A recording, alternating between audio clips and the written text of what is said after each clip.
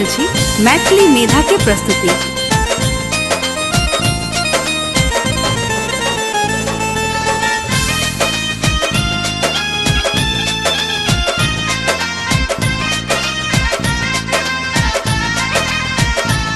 हे अम्बे माँ भवानी खोलू नयन कने माँ।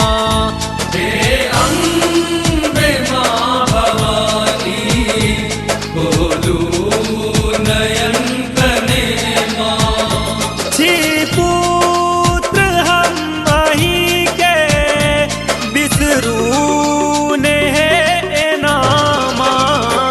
हे अम्बे माँ भवानी खोलू नयन कने माँ। हे अम्बे माँ भवानी खोलू नयन कने माँ।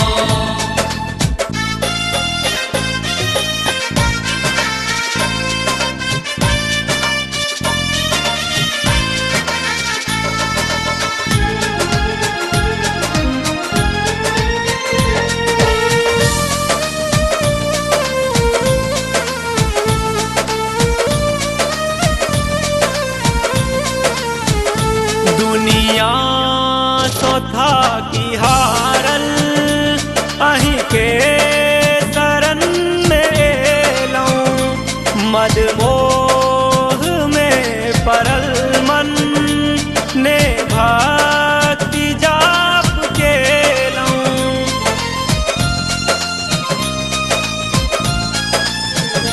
दुनिया सोथा की हारल अहीं के शरण में एलौं। मदमोह में परल मन ने भक्ति जाप केलौं। भवतारिणी अहाँ माँ भव सँ कने उबारू। छी पुत्र हम अहीं के बिसरू ने नामा। हे अम्बे माँ भवानी खोलू नयन कने माँ। हे अम्बे माँ भवानी खोलू नयन कने माँ।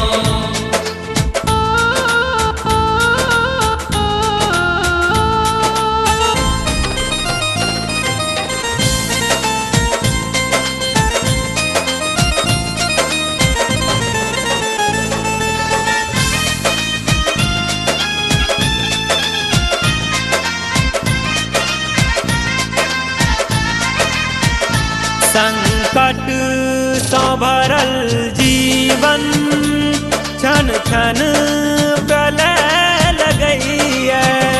आबो त हाथ थामू कोनो राह ने भेटैए।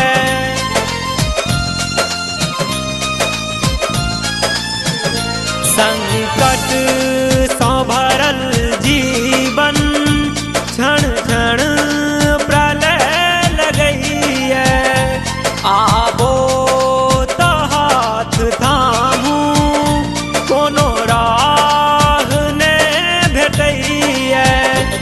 करुणामयी हे जननी अहिलाल के उबारू। छी पुत्र हम अहीं के बिसरू ने नामा। हे अम्बे माँ भवानी खोलू नयन कने माँ। हे अम्बे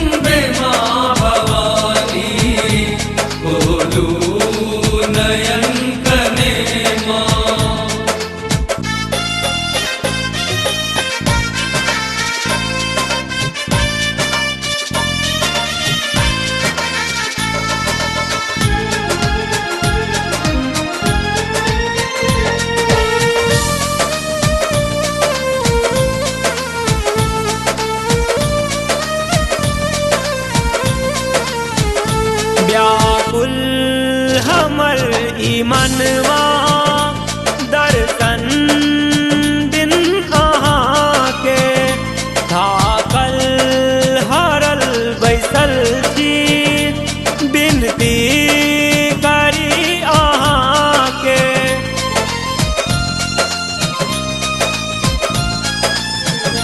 व्याकुल हमर ई मनवा दर्शन बिन अहाँ के थाकल हरल बैसल छी बिनती करी अहाँ के रस्ता कने देखाबू सधी सिंह अहाँ आबू छी पुत्र हम अहीं के बिसरू ने नामा हे अम्बे माँ भवानी खोलू नयन कने माँ हे अम्बे माँ भवानी खोलू नयन कने माँ हे